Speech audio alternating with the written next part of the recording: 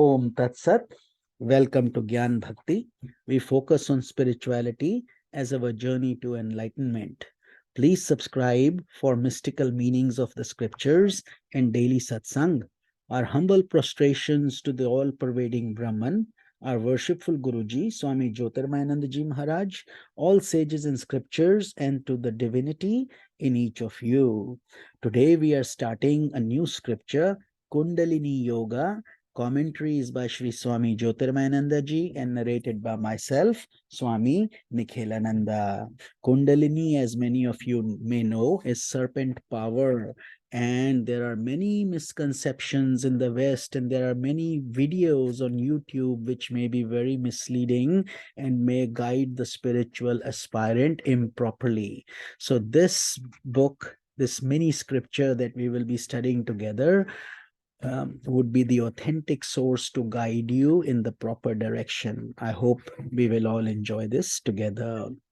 So Swamiji's introduction of this book, Swamiji says, "What a wonder it is indeed when the soul at last enjoys the bliss of itself, oneness with God that has somehow been forgotten over ages of illusion. And the miracle that reveals this truth cannot be truly experienced unless Kundalini Shakti has reached the Sahasrara Chakra in the jubilant flow of enlightenment." Sahasrara Chakra is the crown of the head, and we will be covering these things in more detail in this holy book.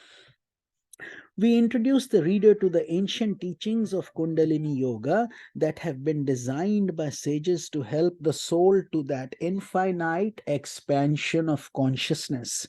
These teachings reveal the great transformative power in one's life when Hatha Yoga is harmoniously blended each day with Bhakti Yoga, Raj Yoga, and Jnana Yoga.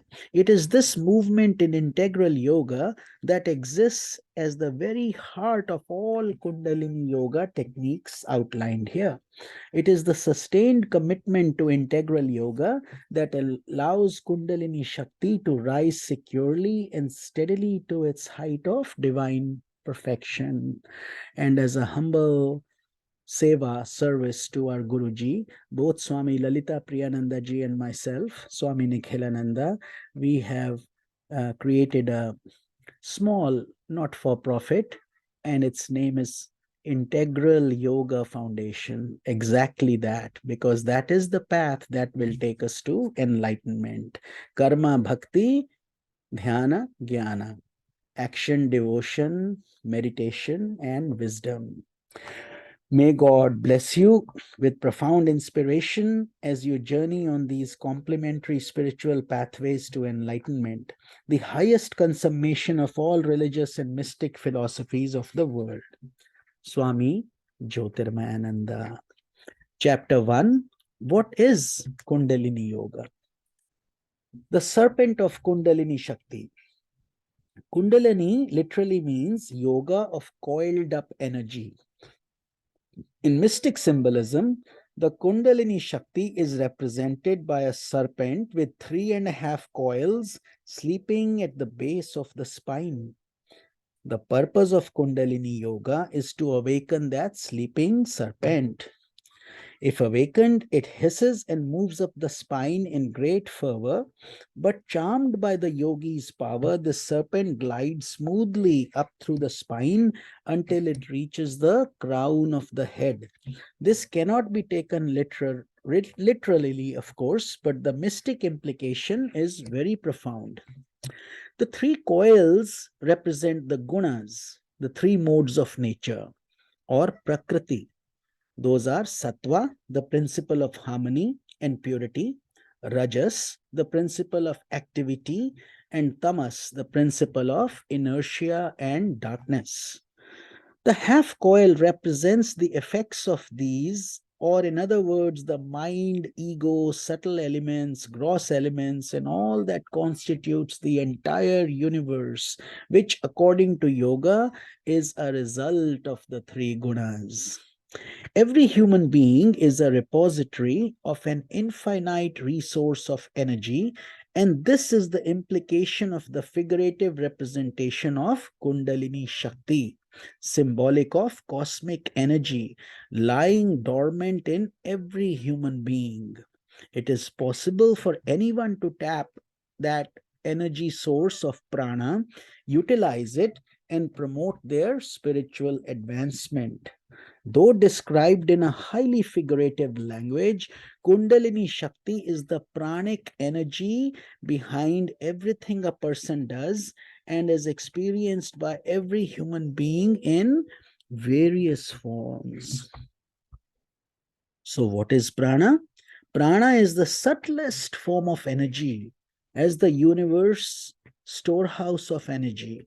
It underlies all physical energies such as electricity, magnetism, light, heat, etc., and also sustains all mental processes such as thinking, feeling, willing, and reasoning.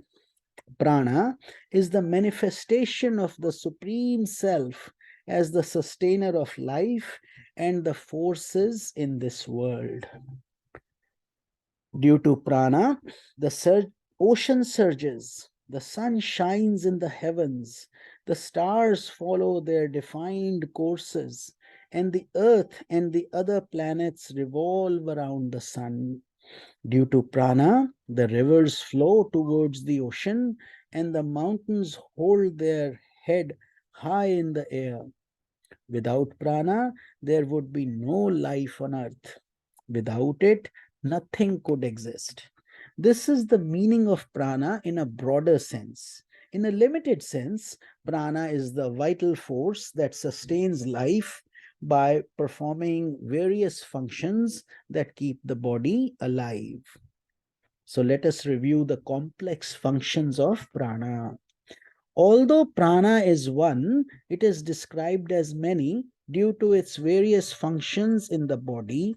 In accordance with the functions, scriptures describe 5 main pranas and 5 sub-pranas.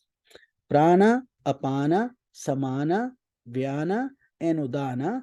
They are the 5 main pranas, while Nag, Kurma, Krikar, Devdat, and Dhananjay are the 5 sub-pranas. From a broad point of view, pranic functions have 2 major polarities, prana and apana.